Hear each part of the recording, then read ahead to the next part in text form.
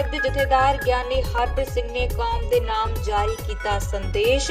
ਘੱਲੂਘਾਰਾ ਦਿਵਸ ਮੌਕੇ ਦਰਬਾਰ ਸਾਹਿਬ ਪੁੱਜਣ ਵਾਲੇ ਨੌਜਵਾਨਾਂ ਨੂੰ ਹੁੱਲੜਬਾਜ਼ੀ ਨਾ ਕਰਨ ਦੀ ਗੱਲ ਆਖੀ। ਤੇ ਹੁਣ ਖਬਰਾਂ ਵਿਸਥਾਰ ਦੇ ਨਾਲ। ईवीएम वीवीपैट हैकिंग का मुद्दा पक गया। चोन कमिशन ने अज विरोधी धिरां दी वीवीपैट दी ईवीएम दियां पर्चियां दा पहला मिलान कराउण दी मंग ठुकरा दित्ती है। उधर चोन कमिशन दी बैठक दौरान दफ्तर बाहर कुछ लोग विरोध प्रदर्शन करते हुए भी नजर आए। इस तों पहला कदे भी चोन कमिशन दे दफ्तर दे बाहर विरोध नहीं होया सी। कुछ लोगों ने दिल्ली च पोस्टर बैनरां दे नाल चोन कमिशन दे दफ्तर बाहर जम के नारेबाजी ते विरोध कीता। मंगलवार नूं 22 प्रमुख विरोधी पार्टियां ने नेतावां ने चोन कमिशन अगे वोटां दी गिनती तो पहला वीवीपैट ते ईवीएम दियां पर्चियां मिलान दी मंग कीती सी। विरोधियों का कहना है कि जेकर वीवीपैट ते ईवीएम दे आंकड़ियां विचाले फर्क आउंदा है तां सारियां वोटां दा मिलान कीता जाए। चोन कमिशन ने यह मंग ठुकरा दित्ती है। इस दौरान दफ्तर दे बाहर विरोध प्रदर्शन भी देखने को मिला। हम लोगों ने कहा भाई इस राजनीतिक दलों ने नहीं, आप पहले तो वो जो एक विधानसभा में 5 पोलिंग स्टेशन की जो 5 मशीनें गिनोगे वो सबसे पहले गिनो, क्योंकि अगर उसमें गलती होगी तो फिर आप उस पूरी विधानसभा के वीवीपैट को गिनना चाहिए। कांग्रेस ने वोटां की गिनती तो पहला कुछ 94 पोलिंग बूथां ते वीवीपैट पर्चियां की गिनती के विरोधी धिर दी मंग चोन कमिशन वालों रद्द किए जाने के फैसले उत्ते सवाल खड़े करदिआं बुधवार नूं दोष लाया कि हुण ईवीएम भाजपा लई इलैक्ट्रॉनिक विक्ट्री मशीन बन गई है। कांग्रेस दे राष्ट्रीय बुलारे अभिषेक मनु सिंघवी ने पत्रकारां नूं कहा है कि मीडिया राही पता लगा है कि चोन कमिशन ने साडियां 2 मंगां रद्द कर दित्तियां ने। पहली मंग सी कि पर्चियां दा मिलान वोटां दी गिनती तो पहला होना चाहिए। इस मंग नूं रद्द करन दे की कारण हो सकदे ने, इसदा की आधार है? तो हमारी पहली मांग थी कि ये जो आप मिलान करेंगे ऑटो सैंपल चेक द्वारा, सैंपल चेक द्वारा, वो स्वाभाविक है कि गणना शुरू होने के पहले होना चाहिए, शुरुआत में, न कि गणना खत्म होने के अंत में। इसका मतलब क्या है? आपने गणना कर दी पूरी 10, 12, 14, 15 टेबल्स पे, सूचनाएं लीक होने लगी कभी कि आप आगे हैं, राउंड 2 में आप आगे हैं, राउंड 3 में आप आगे हैं, इत्यादि इत्यादि। और जब आप राउंड 14 में पहुंच जाएंगे उसके बाद आप वो सैंपल चेक करेंगे जो कानून में बाध्य है शुरुआत में करना। क्यों शुरुआत में करना? क्योंकि सैंपल का मतलब होता है कि जो बड़ा यूनिवर्स है उसका वो एक हिस्सा है, और अगर सैंपल बड़े यूनिवर्स का जो हिस्सा है उसमें कुछ विष मिल जाता है आपको सैंपल चेक पे, यानी कुछ मेल मिलाप नहीं होता है, डिस्क्रिपेंसी होती है, जिसको मैं पॉइजन्ड मिल्क कहता हूं, तो स्वाभाविक है कि सैंपल आपने लिया क्यों? सैंपल इसलिए लिया, यह प्रमाणित करता है कि पूरा का पूरा गलत है। तो पूरा का पूरा गलत है, या अगर सैंपल गलत है, यह आपको शुरू में मालूम होना चाहिए। और शुरू में अगर मालूम हो जाता है तो क्या पता आप सब वीवीपैट की काउंट कर सकते हैं। जब करीब करीब सबको परिणाम मालूम हो गए, उसके बाद करने का फायदा क्या, औचित्य क्या? ਅੰਮ੍ਰਿਤਸਰ ਦੇ ਹਲਕਾ ਰਾਜਾ ਸਾਂਸੀ ਵਿੱਚ ਅੱਜ ਦੁਬਾਰਾ VOTING ਹੋਈ ਹੈ। ਇੱਥੇ ਦੱਸਦੀ ਕਿ ਰਾਜਾ ਸਾਂਸੀ ਵਿਧਾਨ ਸਭਾ ਹਲਕੇ ਦੇ ਪੋਲਿੰਗ ਸਟੇਸ਼ਨ ਨੰਬਰ 123 ਤੇ 22 ਮਈ ਨੂੰ ਮੁੜ पोलिंग करवाउण दा फैसला किया गया सी। इस पोलिंग स्टेशन ते लगे वैबकास्ट कैमरे राही ध्यान दे विच आया सी कि इस बूथ ते चोन प्रक्रिया दा पूरी तरह पालन नहीं किया गया। इस करके वोट की निजता की उलंघना मंदियां वोटां दोबारा करवाउण दा फैसला किया गया है। अजे मैं परसों वोट पा गया, रीपोलिंग हुई है साढ़े ते अज फिर मैंने वोट पानी पै रही है ते हुण सानू एप्रीशिएट सर्टिफिकेट मिलिया ते हुण मैं थोड़ा बैड फील कर रहा क्योंकि स्टूडेंट आ, सानू फिर स्ट्रगल करना पैन दिया इत्थे दोबारा वोटिंग करके। अज इत्थे 123 नंबर बूथ एसी राजा सांसी ਜਿਹੜੀ पोल हो रहा ਅਸੀਂ सिक्योरिटी एंगल ਦੇ ਨਾਲ ਡਿਊਟੀ ਡਿਪਲੋਏ ਕੀਤੀ ਹੋਈ ਹੈ ਤਾਂ ਜੋ ਇੱਥੇ ਪ੍ਰੋਪਰ ਫੇਅਰ ਔਰ ਸਮੂਥ ਇਲੈਕਸ਼ਨ ਹੋਵੇ। ਕੀ ਹੋਇਆ ਕੀ ਸੀ ਇੱਥੇ? एक्चुअली कोई टेक्निकल रीजन होया होएगा उस दिन अंदर प्रिजाइडिंग ऑफिसर दे कोई it may be some technical reason right, क्योंकि उस दिन कोई वायलेशन नहीं, कुछ नहीं, कोई वायलेंस नहीं, कुछ भी नहीं सी होया। ਰੀਪੋਲ ਦੇ ਆਰਡਰ ਹੋਏ ਨੇ ਮਾਨਯੋਗ ਚੁਣਾਵ ਕਮਿਸ਼ਨ ਵੱਲੋਂ, ਉਹ ਅਸੀਂ ਸਮੂਥਲੀ ਕਰਵਾ ਦਿੱਤੇ। 23 ਮਈ ਨੂੰ ਲੋਕ ਸਭਾ ਵੋਟਾਂ ਦੀ ਹੋਣ ਵਾਲੀ ਗਿਣਤੀ ਤੋਂ ਪਹਿਲਾਂ ਪੰਜਾਬ ਦੇ ਮੁੱਖ ਚੋਣ ਕਮਿਸ਼ਨਰ ਐਸ ਕਰੁਣਾ ਰਾਜੂ ਨੇ ਲੁਧਿਆਣਾ ਦਾ ਦੌਰਾ ਕਰਦੇ ਹੋਏ ਉਹਨਾਂ ਨੇ ਪੱਤਰਕਾਰਾਂ ਦੇ ਨਾਲ ਗੱਲਬਾਤ ਕਰਦੇ ਹੋਏ ਕਿਹਾ ਕਿ ਉਹਨਾਂ ਵੱਲੋਂ ਹਰ ਤਰ੍ਹਾਂ ਦੇ ਪ੍ਰਬੰਧ ਮੁਕੰਮਲ ਕਰ ਲਏ ਗਏ ਨੇ। ਉਹਨਾਂ ਨੇ ਇਹ ਵੀ ਕਿਹਾ ਕਿ ਸੁਰੱਖਿਆ ਪ੍ਰਬੰਧਾਂ ਦਾ ਖਾਸ ਤੌਰ ਤੇ ਧਿਆਨ ਰੱਖਿਆ ਗਿਆ ਹੈ। जैसे ਤੁਹਾਨੂੰ ਪਤਾ ਹੀ ਹੈ 19th ਨੂੰ ਜਿਹੜੇ ਵੀ ਚੋਣ ਹੋ ਗਿਆ, ਵੋਟਾਂ ਦੇ ਦਿਨ ਹੋ ਗਿਆ, ਹੁਣ ਸਾਡਾ ਕੰਮ ਹੈ ਸਿਰ ਗਿਣਤੀ ਦਾ ਹੈ। गिनती है 23 तारीख को पूरा इंतजामात है। 8 बजे ਨੂੰ लेकर फिर शाम में जितना बजे लगेगा फिर काउंटिंग तो करना ही है। इस बार एक चीज़ ये है वीवीपैट की गिनती है, ਇਹਦੇ ਵਿੱਚ ਲੋਕਾਂ ਦੀ ਨਜ਼ਰ है 5 वीवीपैट ਦੀ ਸਲਿੱਪਾਂ ਦੀ गिनती होना है। हर एक असेंबली कॉन्स्टिट्यूंसी ਦਾ 5 है। इसका मतलब ये है देखो थोड़ा सा समय तो जरूर लगेगा, ठीक है, क्योंकि एक वीवीपैट की गिनती करने ਦੇ ਵਿੱਚ ਘੱਟੋ ਘੱਟ ਤੁਹਾਨੂੰ लगेगा 45 मिनट ਦੇ लेके 1 घंटे लगता है। जिथे कैंडिडेट्स ज़्यादा है फिर उत्थे ज़्यादा लगना कुदरती है।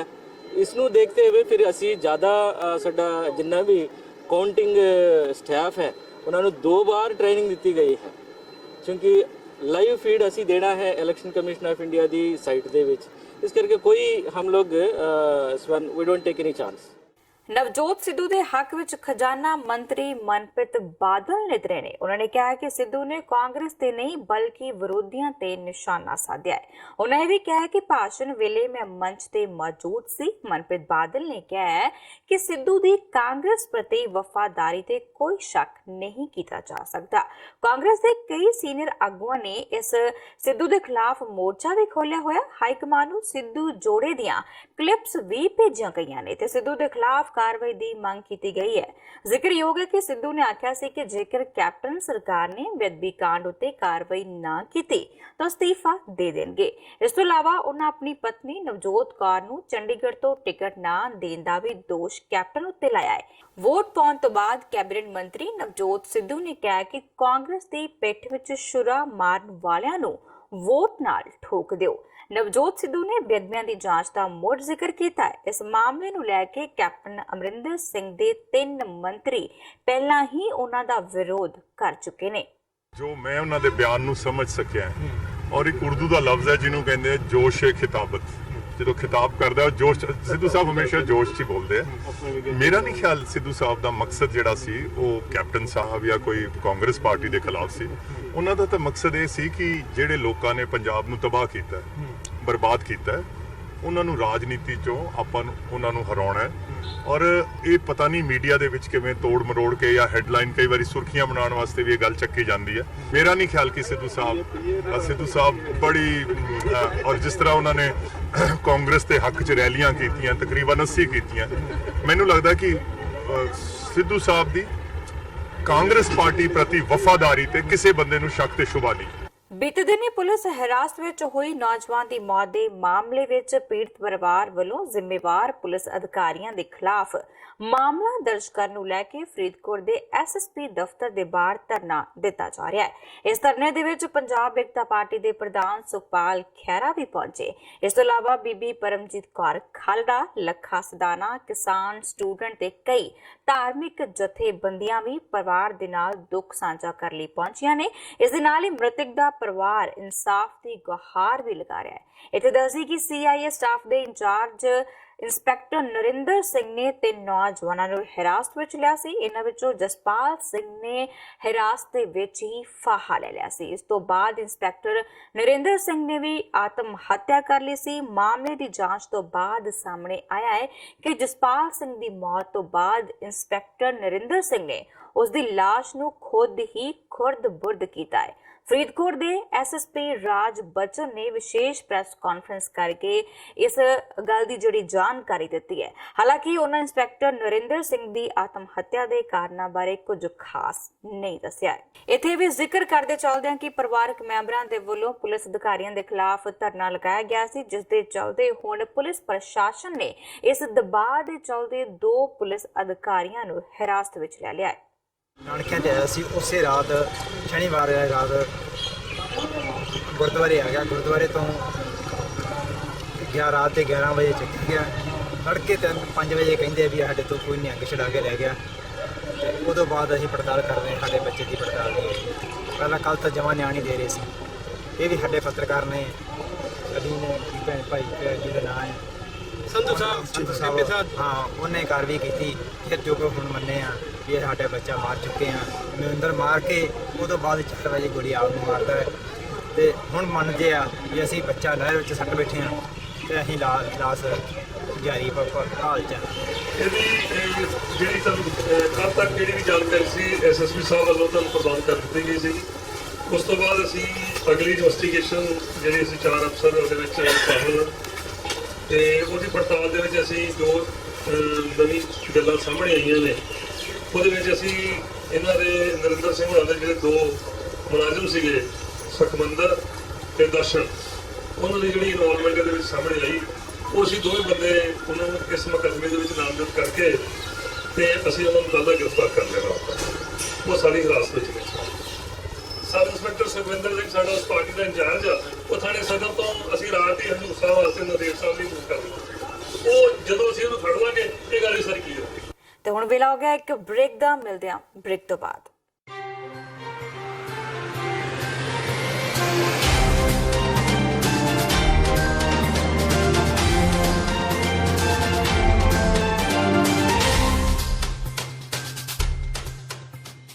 ਸ਼ਹੀਦਾਂ ਦੇ ਸਰਤਾਜ ਸ਼੍ਰੀ ਗੁਰੂ ਅਰਜਨ ਦੇਵ ਜੀ ਮਹਾਰਾਜ ਦੀ ਸ਼ਹਾਦਤ ਤੇ ਜੂਨ 1984 ਦੇ ਸ਼ਹੀਦਾਂ ਦੀ ਯਾਦ ਵਿੱਚ 9 ਜੂਨ 2019 ਦਿਨ ਐਤਵਾਰ ਨੂੰ ਸਵੇਰੇ 11 ਵਜੇ ਸੈਨ ਫਰਾਂਸਿਸਕੋ ਸ਼ਹਿਰ ਵਿਖੇ ਰਿਮੈਂਬਰੈਂਸ ਮਾਰਚ ਤੇ ਫਰੀडम ਰੈਲੀ ਕੱਢੀ ਜਾ ਰਹੀ ਹੈ। ਕੈਲੀਫੋਰਨੀਆ ਦੀਆਂ ਸਮੂਹ ਪੰਥਕ ਜਥੇਬੰਦੀਆਂ ਤੇ ਗੁਰਦੁਆਰਾ ਕਮੇਟੀਆਂ ਵੱਲੋਂ ਸਮੂਹ ਸੰਗਤਾਂ ਨੂੰ ਖਾਲਸਾ ਰਾਜ ਦੀ ਮੁਕੰਮਲ ਪ੍ਰਾਪਤੀ ਲਈ ਇਸ ਮਾਰਚ ਵਿੱਚ ਸ਼ਾਮਿਲ ਹੋਣ ਦੀ ਬੇਨਤੀ ਕੀਤੀ ਜਾਂਦੀ ਹੈ। ਵਧੇਰੇ ਜਾਣਕਾਰੀ ਲਈ ਤੁਸੀਂ ਹੇਠ ਦਿੱਤੇ ਨੰਬਰ ਤੇ ਸੰਪਰਕ ਕਰ ਸਕਦੇ ਹੋ।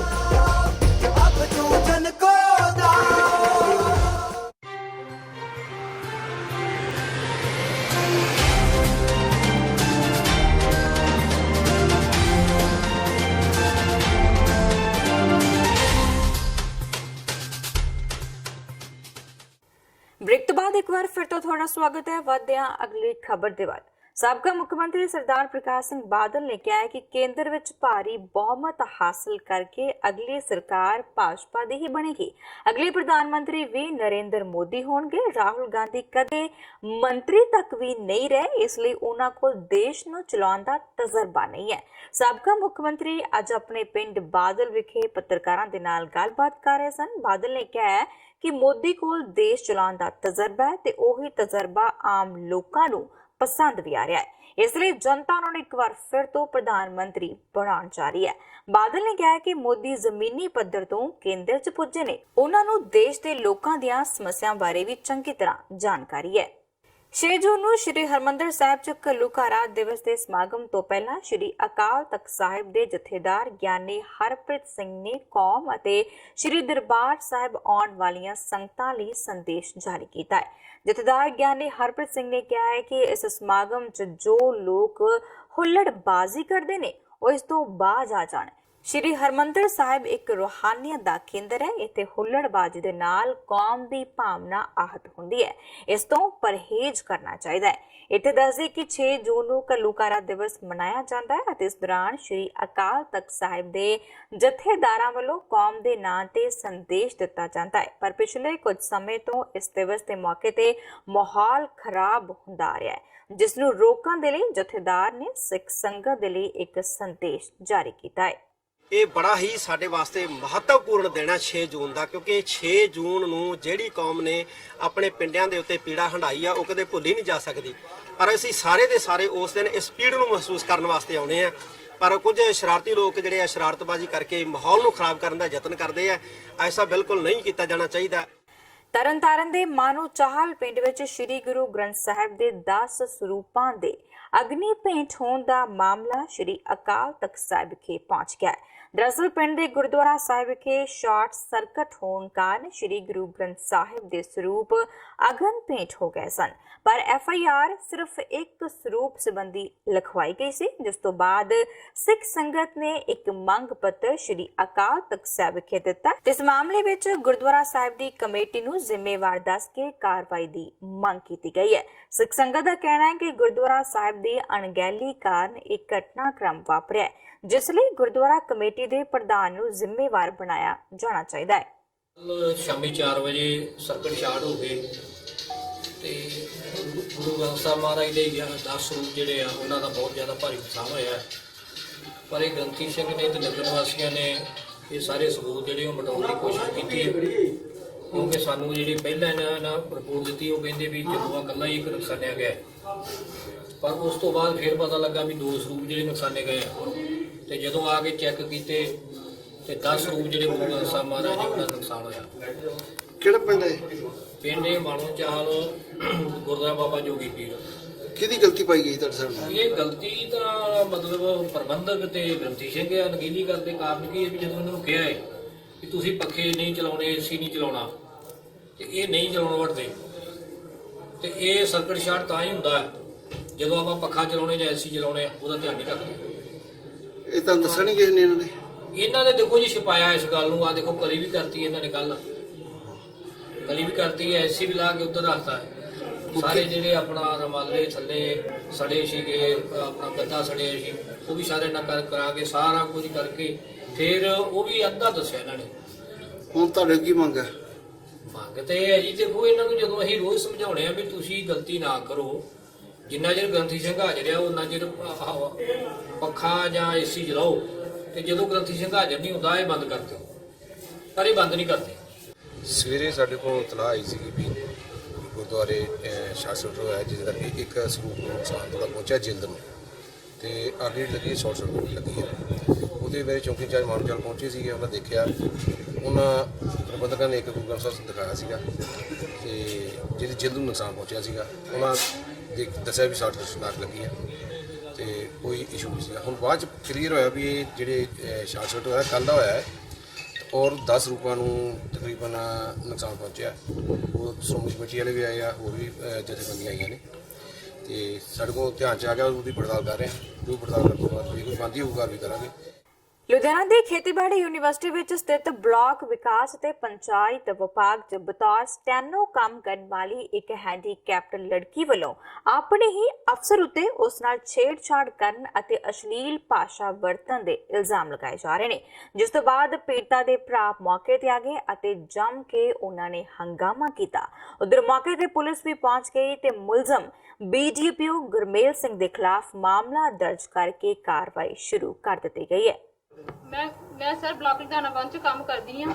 ਜਿਹੜਾ ਆਫੀਸਰ ਆ ਇਹ ਮੈਨੂੰ, ਮੈਂ ਹੈਂਡੀਕੈਪ ਆ, ਮੈਂ ਪੈਰਾਂ ਦੋਨਾਂ ਤੋਂ ਉਹ ਆ, ਮੈਂ ਤਾਂ ਤੁਰ ਨਹੀਂ ਸਕਦੀ। ਇਹ ਮੈਨੂੰ ਹਮੇਸ਼ਾ ਕਹਿੰਦਾ ਤੂੰ ਹਾਰੀ ਹੋਈ ਟੀਮ ਆ, ਮੈਂ ਤੇਰੇ ਨਾਲ ਖੜਾ ਵਾਂ। ਹਮੇਸ਼ਾ ਇਹ ਕਹਿ ਕੇ ਮੈਨੂੰ ਫੀਲ ਕਰਾਉਂਦਾ ਰਿਹਾ ਵੀ ਇਹ ਮਜਬੂਰ ਹੋ ਜਾਊਗੀ ਤੇ ਮੇਰੇ ਨਾਲ ਚੱਲੂਗੀ। ਹੁਣ ਮੈਂ ਔਨ ਡਿਊਟੀ ਸੀਗੀ ਤੇ ਇਹ ਮੈਨੂੰ ਅੰਦਰ ਆਣ ਕੇ ਕਹਿੰਦਾ ਕਿ ਤੇਰੀ ਕਿਸੇ ਨਾਲ ਗੱਲ ਹੈਗੀ ਆ, ਤੂੰ ਮੇਰੇ ਨਾਲ ਚੱਲੇਗੀ, ਤੇਰੇ ਵਿੱਚ ਗਰਮੀ ਬਹੁਤ ਆ, ਕੱਢਣੀ ਜ਼ਰੂਰੀ ਆ, ਜਾਂ ਤੂੰ ਤੇਰੇ ਲਈ ਕੋਈ ਮੁੰਡੇ ਦਾ ਪ੍ਰਬੰਧ ਕਰਾਂ, ਜਾਂ ਤੈਨੂੰ ਕਿਸੇ ਨੇ ਅੱਜ ਤੱਕ ਟੱਚ ਕੀਤਾ ਜਾਂ ਨਹੀਂ ਕੀਤਾ ਉਹ ਦੱਸ ਮੈਨੂੰ। ਇੰਨੀਆਂ ਗੰਦੀਆਂ ਹਰਕਤਾਂ ਬੋਲਦਾ ਵਾ ਇਹ ਕਿ ਕੁੜੀਆਂ ਦੀਆਂ ਬਾਹਾਂ ਫੜ ਕੇ ਨਬਜਾਂ ਦੇਖਦਾ ਵਾ ਵੀ ਤੈਨੂੰ ਆਹ ਪ੍ਰੋਬਲਮ ਆ, ਤੈਨੂੰ ਆਹ ਪ੍ਰੋਬਲਮ ਆ। ਅੱਜ ਭਾਵੇਂ ਮੇਰੇ ਨਾਲ ਉਹ BDPO ਗੁਰਮੇਲ ਸਿੰਘ ਆ, ਅੱਜ ਮੇਰੇ ਨਾਲ ਸਾਰਾ ਸਟਾਫ ਖੜਾ ਵਾ, ਉਹਨਾਂ ਦੇ ਸਿਗਨੇਚਰ ਵੀ ਹੈਗੇ ਆ, ਪਰ ਇਹ ਬੰਦਾ ਐਨ ਮੂੰਹੋਂ ਨਹੀਂ ਕਹਿ ਕੇ ਗਿਆ ਮੈਂ ਮਾਫੀ ਮੰਗਦਾ, ਕਹਿੰਦਾ ਮੇਰੇ ਸਾਈਨ ਲੈ ਲਓ, ਅੱਗੇ ਤੋਂ ਮੈਂ ਇਹਦੇ ਨੇੜੇ ਵੀ ਨਹੀਂ ਆਉਂਗਾ, ਖੜੂੰਗਾ ਵੀ ਨਹੀਂ ਲੇਡੀ ਸਟਾਫ ਦੇ। ਪਰ ਇਹ ਗਲਤੀ ਨਹੀਂ ਮੰਨਦਾ। ਇੰਨੀਆਂ ਗੱਲਾਂ ਕਹਿਣ ਦੇ ਬਾਵਜੂਦ ਵੀ ਮੈਨੂੰ ਕਹਿੰਦਾ ਮੈਂ ਮਜ਼ਾਕ ਕੀਤਾ ਸੀ। ਇਹ ਜੇ ਮਜ਼ਾਕ ਆ ਤੇ ਫਿਰ ਅੱਜ ਤੋਂ ਬਾਅਦ ਕੁੜੀਆਂ ਨੂੰ ਘਰੋਂ ਕੌਣ ਕੱਢੂਗਾ ਬਾਹਰ? ਇਸ ਬੰਦੇ ਨੇ ਇੰਨੀਆਂ ਗਲਤ ਗੱਲਾਂ ਕਹੀਆਂ ਮੇਰੀ ਭੈਣ ਨੂੰ। ਉਹਦਾ ਮਰਨ ਹੋਇਆ ਸੀ, ਉਹਦਾ ਇੱਕ ਮਰਨ ਹੋਇਆ ਸੀ ਭਾਜੀ।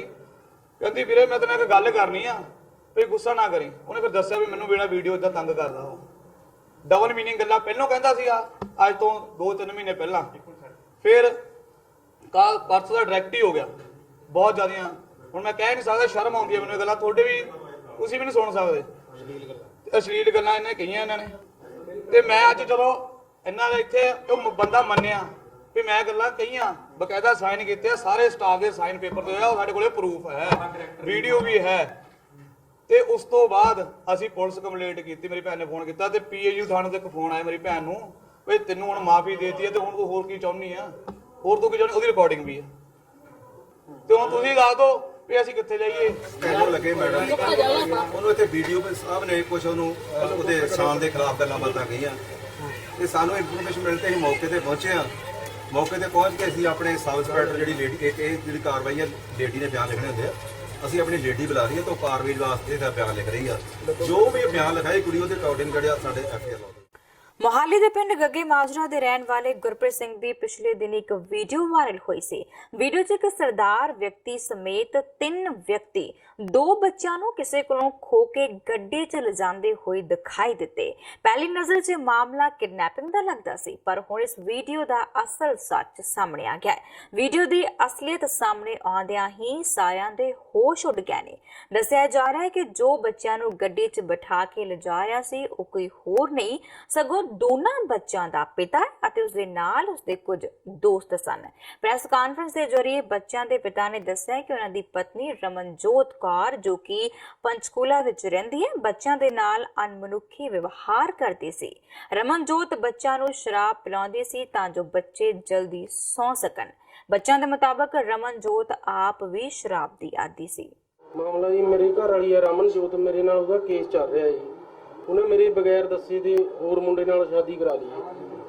ਬਾਕੀ ਮੈਨੂੰ ਬੱਚਿਆਂ ਨੂੰ ਨਹੀਂ ਮਿਲਣ ਦੇ ਰਹੀ ਸੀਗੀ, ਪਹਿਲਾਂ ਮਿਲਣ ਦਿੰਦੀ ਸੀਗੀ, ਜਦੋਂ ਮਨੀਸ਼ ਨਾਲ ਸ਼ਾਦੀ ਕਰਾਈ ਉਦੋਂ ਤੋਂ ਮਿਲਣ ਨਹੀਂ ਦੇ ਰਹੀ ਸੀਗੀ। ਮੈਂ ਨਾ ਮੇਰੇ ਬੱਚਿਆਂ ਨੂੰ ਸਕੂਲ ਪੜ੍ਹਾਉਂਦੀ ਸੀਗੀ, ਮੇਰੇ ਬੱਚਿਆਂ ਦੀ ਜ਼ਿੰਦਗੀ ਖਰਾਬ ਕਰੀ ਪਈ ਸੀਗੀ। ਮੇਰੇ ਤੋਂ ਨਹੀਂ ਦੇਖ ਹੋਈ, ਮੈਂ ਆਪਣੇ ਬੱਚਿਆਂ ਨੂੰ ਲਿਆਇਆ ਜਾ ਕੇ। ਇੱਕ ਉਹਨੇ ਸਕੂਲ ਦਾ ਵੀ ਡਰਾਮਾ ਕਰਿਆ ਹੋਇਆ ਸੀਗਾ, ਸਕੂਲ 'ਚ ਬੱਚੇ ਜਾਂਦੇ ਨਹੀਂ ਸੀਗੇ, ਬੱਚਿਆਂ ਨੂੰ ਪੁੱਛਿਆ ਜਾਵੇ ਸਕੂਲ 'ਚ ਨਹੀਂ ਜਾਂਦੇ ਸੀਗੇ। ਇੱਕ ਉਹਨਾਂ ਨੇ ਕੋਰਟ 'ਚ ਲਾਉਣ ਵਾਸਤੇ ਡਰਾਮਾ ਕਰਿਆ ਹੋਇਆ ਸੀਗਾ ਵੀ ਬੱਚੇ ਸਕੂਲ ਜਾ ਰਹੇ, ਬੱਚੇ ਸਾਹਮਣੇ ਬੈਠੇ ਹੀ ਬੱਚਿਆਂ ਨੂੰ ਪੁੱਛਿਆ ਜਾਵੇ। ਮੈਂ 2-4 ਦਿਨ ਤੋਂ ਇਹੀ ਦੇਖ ਰਿਹਾ ਸੀਗਾ ਵੀ ਬੱਚੇ ਸਕੂਲ ਜਾਂਦੇ ਕਿ ਨਹੀਂ ਜਾਂਦੇ। ਮੇਰੇ ਕੋਲ ਉਹਦਾ ਫੋਨ ਆਇਆ, ਕਹਿੰਦੀ ਮੇਰਾ ਜੀਜਾ ਜੀ ਬੱਚਿਆਂ ਨੂੰ ਮਾਰਨ ਲੱਗਿਆ, ਗਲ ਘੋਟ ਗਿਆ। ਮੇਰੇ ਕੋਲ ਮੋਬਾਈਲ ਦਾ ਮੈਸੇਜ ਵੀ ਪਿਆ, ਜਿਹੜੀ ਤਰੀਕ ਨੂੰ ਮੇਰੇ ਕੋਲ ਮੈਸੇਜ ਆਇਆ 14 ਤਰੀਕ ਨੂੰ ਮੇਰੇ ਕੋਲ ਸ਼ਾਮ ਨੂੰ ਮੈਸੇਜ ਆਇਆ ਵਾ, ਉਹ ਵੀ ਮੈਂ ਰੱਖਿਆ ਵਾ ਜੀ। ਬਾਕੀ ਮੇਰੇ ਬੱਚਿਆਂ ਨੂੰ ਡਰਿੰਕ ਦਿੰਦੀ ਸੀਗੀ, ਸ਼ਰਾਬ ਆਪ ਵੀ ਪੀਂਦੀ ਸੀਗੀ, ਬੱਚਿਆਂ ਨੂੰ ਵੀ ਪਿਲਾਉਂਦੀ ਸੀਗੀ। ਇਹ ਸੌਂਦੇ ਨਹੀਂ ਸੀਗੇ ਬੱਚੇ, ਬਿਲਕੁਲ ਸਾਡੇ ਤੋਂ ਨਹੀਂ ਦੇਖਿਆ ਗਿਆ ਜੀ ਇਹ ਹਾਲਾਤ 'ਚ। ਬੱਚਿਆਂ ਨੂੰ ਆਪੇ ਪੁੱਛ ਲਓ। ਬੱਚੇ ਮੇਰੇ ਕੋਲ ਵੀਡੀਓ ਵੀ ਪਈ ਹੈਗੀ, ਜਿਸ ਮਕਾਨ 'ਚ ਬੱਚੇ ਉੱਪਰਲੀ ਫਲੋਰ 'ਚ ਖੇਡ ਰਹੇ ਸੀਗੇ, ਮੈਂ ਵੀਡੀਓ ਵੀ ਬਣਾਈ ਵੀ ਹੈ। ਬੱਚਿਆਂ ਦੇ ਕੁੜੀ ਦੇ ਨਿੱਕਰ ਪਾਈ ਵੀ ਸੀਗੀ, ਮੁੰਡਾ ਬਿਲਕੁਲ ਨੰਗਾ ਫਿਰ ਰਿਹਾ ਸੀਗਾ। 5-6 ਘੰਟੇ ਬੱਚਾ ਨੰਗਾ ਫਿਰੀ ਗਿਆ। 2-3 ਦਿਨਾਂ ਦੀ ਮੇਰੇ ਕੋਲ ਵੀਡੀਓ ਪਈ ਹੈ, ਮੈਂ ਬਣਾਉਂਦਾ ਰਿਹਾ। ਬੱਚੇ ਸਕੂਲ ਦੇ ਮੈਂ ਪੁੱਛਦਾ ਰਿਹਾ ਵੀ ਜਾਂਦੇ ਹੈ ਕਿ ਨਹੀਂ। ਜਦੋਂ ਦਾ ਉਹਨੇ ਮੇਰੇ ਕੋਲ ਫੋਨ ਕਰਕੇ ਮੈਨੂੰ ਦੱਸਿਆ ਹੈਗਾ ਵੀ ਇਹ ਬੱਚਿਆਂ ਨੂੰ ਗਲ ਘੋਟ ਕੇ ਮਾਰਨ ਲੱਗਿਆ ਹੈਗਾ, ਪਹਿਲਾਂ ਹੀ ਮੇਰੇ ਕੋਲ ਫੋਨ ਕਰਕੇ ਕਾਫੀ ਮੈਨੂੰ ਗਾਲਾਂ ਕੱਢੀ ਜਾਂਦੀ ਸੀਗੀ ਵੀ ਤੂੰ ਮੁੰਡੇ ਨੂੰ ਮੇਰੇ ਬਾਰੇ ਭੜਕਾਉਂਦਾ ਹੈਗਾ। ਉਹਨੂੰ ਪਤਾ ਲੱਗ ਗਿਆ ਸੀਗਾ ਵੀ ਇਹਨੇ ਉਹਨੂੰ ਦੱਸਦਾ ਜਾ ਕੇ ਵੀ ਮੇਰਾ ਵਿਆਹ ਹੋਇਆ। ਕਿਆ ਦਿੰਦੀ ਸੀਗੀ ਤੁਹਾਨੂੰ ਮੰਮੀ? ਕੀ ਦਿੰਦੀ ਸੀਗੀ ਪੀਣ ਨੂੰ? ਦਾਰੂ। ਕਾਹਤੋਂ ਦਿੰਦੀ ਸੀਗੀ ਬੇਟਾ? ਸੌਂਦੇ ਨਹੀਂ ਸੀ। ਹੈਂ? ਸੌਂਦੇ ਨਹੀਂ ਸੀ। ਸੌਂਦੇ ਨਹੀਂ ਸੀ? ਹੋਰ ਕੀ ਕੀ ਕਰਦੀ ਸੀਗੀ? ਮਾਰਦੀ ਸੀ। ਮਾਮੂ ਕੀ ਕਰਦਾ ਸੀ? ਮਸ਼ੀਨ 'ਚ ਬੰਦ ਕਰਦਾ ਸੀ। ਮਸ਼ੀਨ 'ਚ ਬੰਦ ਕਰਦਾ ਸੀ। ਖਾਣ ਨੂੰ ਕੀ ਕੀ ਦਿੰਦੀ ਸੀਗੀ ਸ਼ਾਮ ਨੂੰ? ਇੱਕ ਚਿਪਸ। ਰੋਟੀ ਨਹੀਂ ਦਿੰਦੀ ਸੀਗੀ? ਕੀ ਕਹਿੰਦੀ ਸੀ ਜਦੋਂ ਰੋਟੀ ਮੰਗਦੀ ਸੀ? ਕੀ ਕਹਿੰਦੀ ਸੀ ਜਦੋਂ ਰੋਟੀ ਮੰਗਦੀ ਸੀ? ਮਾਰਦੀ ਸੀ। ਬੁਲੇਟਿਨ ਦੇ ਅਖੀਰ ਵਿੱਚ ਇੱਕ ਵਾਰ ਫਿਰ ਤੋਂ ਨਜ਼ਰ ਸੁਰਖੀਆਂ ਤੇ। ਵੀਵੀਪੈਟ ਹੈਕਿੰਗ ਦਾ ਮੁੱਦਾ ਭਖਿਆ। ਦੇਸ਼ ਵਿੱਚ ਪਹਿਲੀ ਵਾਰ ਚੋਣ ਕਮਿਸ਼ਨ ਦੇ ਖਿਲਾਫ ਹੋਇਆ ਪ੍ਰਦਰਸ਼ਨ। ਚੋਣ ਕਮਿਸ਼ਨਰ ਨੇ ਕਿਹਾ ਕਿ ਵਿਰੋਧੀਆਂ ਦਾ ਦੋਸ਼ ਗੈਰ ਵਾਜਿਬ। ਕਾਂਗਰਸ ਨੇ ਕਿਹਾ ਕਿ ਈਵੀਐਮ ਭਾਜਪਾ ਦੇ ਲਈ ਇਲੈਕਟ੍ਰੋਨਿਕ ਵਿਕਟਰੀ ਮਸ਼ੀਨ ਬਣੀ। ਅੰਮ੍ਰਿਤਸਰ ਦੇ ਹਲਕਾ ਰਾਜਾ ਸਾਂਸੀ ਵਿੱਚ ਅੱਜ ਦੁਬਾਰਾ ਹੋਈ VOTING। 19 ਮਈ ਨੂੰ ਵੋਟਰਾਂ ਦੀ ਨਿਸ਼ਠਾ ਦੀ ਪਾਲਣਾ ਨਾ ਹੋਣ ਦੇ ਚਲਦੇ ਰੱਦ ਹੋਈਆਂ ਸਨ ਚੋਣਾਂ। ਅੱਜ ਸ਼ਾਂਤੀਪੂਰਨ ਤਰੀਕੇ ਦੇ ਨਾਲ ਹੋਇਆ ਮਤਦਾਨ। ਨਵਜੋਤ ਸਿੱਧੂ ਦੇ ਹੱਕ ਵਿੱਚ ਖਜ਼ਾਨਾ ਮੰਤਰੀ ਮਨਪ੍ਰੀਤ ਬਾਦਲ ਨਿਤਰੇ। ਕਿਹਾ ਸਿੱਧੂ ਨੇ ਕੁਝ ਵੀ ਕਾਂਗਰਸ ਖਿਲਾਫ ਨਹੀਂ ਕਿਹਾ। ਮਨਪ੍ਰੀਤ ਦੇ ਮੁਤਾਬਕ ਸਿੱਧੂ ਦੀ ਕਾਂਗਰਸ ਪ੍ਰਤੀ ਵਫਾਦਾਰੀ ਤੇ ਕੀਤਾ ਨਹੀਂ ਜਾ ਸਕਦਾ ਸ਼ੱਕ। ਫਰੀਦਕੋਟ 'ਚ ਪੁਲਿਸ ਹਿਰਾਸਤ ਵਿੱਚ ਹੋਈ ਨੌਜਵਾਨ ਦੀ ਮੌਤ ਦਾ ਮਾਮਲਾ ਭਖਿਆ। ਤੀਰਥ ਪਰਿਵਾਰ, ਸੁਖਪਾਲ ਖਹਿਰਾ ਤੇ ਲੱਖਾ ਸਦਾਨਾ ਵੱਲੋਂ ਥਾਣੇ ਦੇ ਬਾਹਰ ਕੀਤਾ ਗਿਆ ਪ੍ਰਦਰਸ਼ਨ। ਪੁਲਿਸ ਪ੍ਰਸ਼ਾਸਨ ਨੇ 2 ਪੁਲਿਸ ਅਫਸਰਾਂ ਨੂੰ ਕੀਤਾ ਮੁਅੱਤਲ। ਤੇ ਸ਼੍ਰੀ ਅਕਾਲ ਤਖਤ ਸਾਹਿਬ ਦੇ ਜਥੇਦਾਰ ਗਿਆਨੀ ਹਰਪ੍ਰੀਤ ਸਿੰਘ ਨੇ ਕੌਮ ਦੇ ਨਾਮ ਜਾਰੀ ਕੀਤਾ ਸੰਦੇਸ਼। ਘੱਲੂਘਾਰਾ ਦਿਵਸ ਮੌਕੇ ਦਰਬਾਰ ਸਾਹਿਬ ਪੁੱਜਣ ਵਾਲੇ ਨੌਜਵਾਨਾਂ ਨੂੰ ਹੁੱਲੜਬਾਜ਼ੀ ਨਾ ਕਰਨ ਦੀ ਗੱਲ ਆਖੀ। ਅੱਜ ਦੇ ਬੁਲੇਟਿਨ ਦੇ ਵਿੱਚ ਸਿਰਫ ਇੰਨਾ ਹੀ। ਨਵੀਆਂ ਤੇ ਤਾਜ਼ਾ ਖਬਰਾਂ ਦੀ ਜਾਣਕਾਰੀ ਲੈ ਕੇ ਮੁੜ ਤੋਂ ਹਾਜ਼ਰ ਹੋਵਾਂਗੇ। ਦੇਖਦੇ ਰਹੋ TV 84। ਸਤਿ ਸ਼੍ਰੀ ਅਕਾਲ।